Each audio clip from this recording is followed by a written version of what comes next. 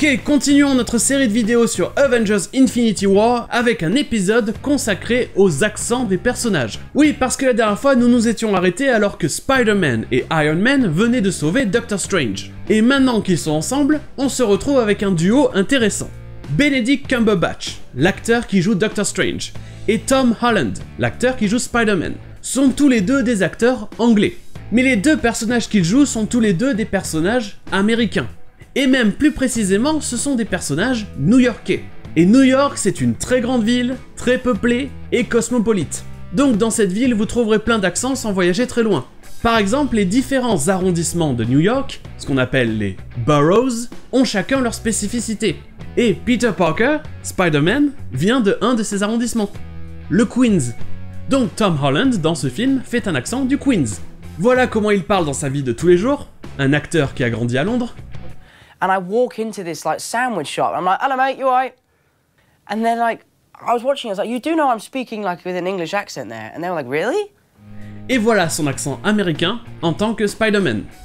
I'm Peter, by the way. Doctor Strange. Oh, you're using your made-up names. I'm Spider-Man then. Et d'après ce que disent les spectateurs américains, il s'en sort extrêmement bien. Et de l'autre côté, nous avons Benedict Cumberbatch, un autre acteur de Londres qui parle comme ça en dehors des films.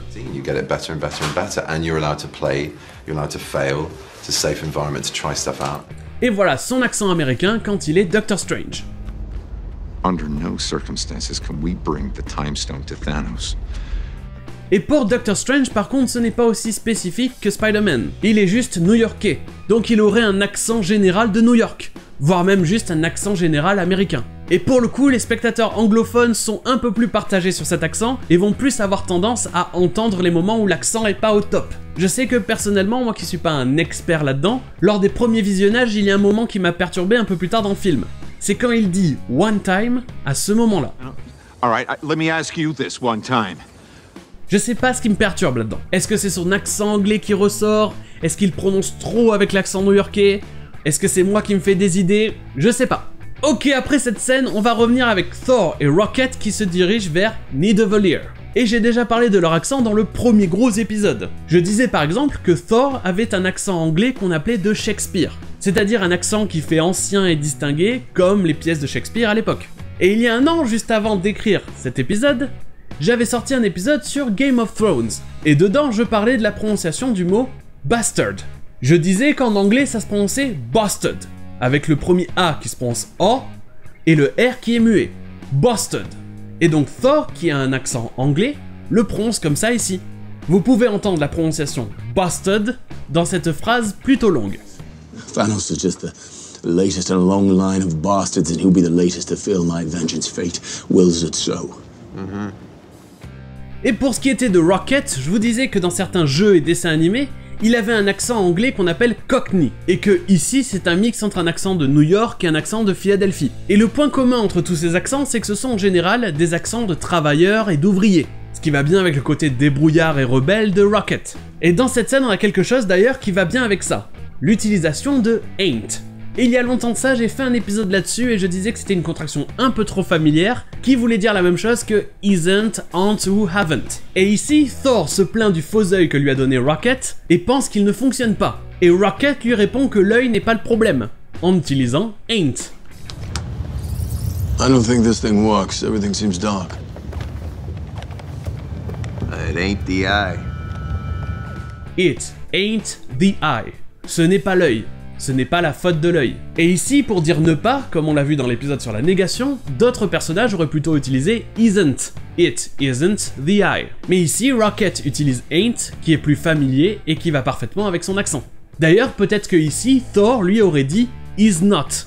Aucune abréviation, pour aller mieux avec son accent qui est plus ancien et plus distingué. Les deux mots au complet, is not.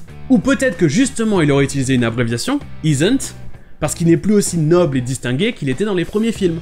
Bon, c'est juste des hypothèses, mais c'est pour vous montrer comment le langage peut refléter la personnalité ou le passé des personnages. Et enfin, on va passer à la scène suivante, mais on va rester sur les accents et les références à Game of Thrones, lorsque Groot, Thor et Rocket arrivent sur Nidavellir et rencontrent le personnage Eitri, joué par Peter Dinklage.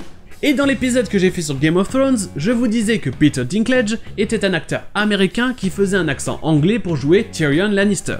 Mais il faisait un accent qu'on appelle posh. C'est un accent anglais plus clair et distingué. Mais dans Infinity War, il fait un accent plus grave, moins clair, comme un ouvrier anglais de l'espace, ce qui est le cas dans le film. Mais il y a toujours ce côté ancien de l'anglais à la Shakespeare puisqu'il vient du même coin de l'espace que Thor. C'est un peu comme si le distingué Tyrion Lannister avait passé trop de temps au nord avec les Stark. You were supposed to protect us. Asgard was supposed to protect us. Et il y a un indice très clair que ce personnage fait un accent britannique et non pas un accent américain. C'est la prononciation de Kent, l'abréviation de cannot. C'est quelque chose aussi qu'on a vu dans l'épisode sur la négation. Un peu plus loin dans le film, il le prononce can't, avec le même son A que vous avez dans Bastard. Can't. Et c'est normal puisque c'est la prononciation en anglais britannique. C'est une manière sûre de savoir que quelqu'un ne fait pas un accent américain. Can't. What? With the iris closed, I can't heat the metal.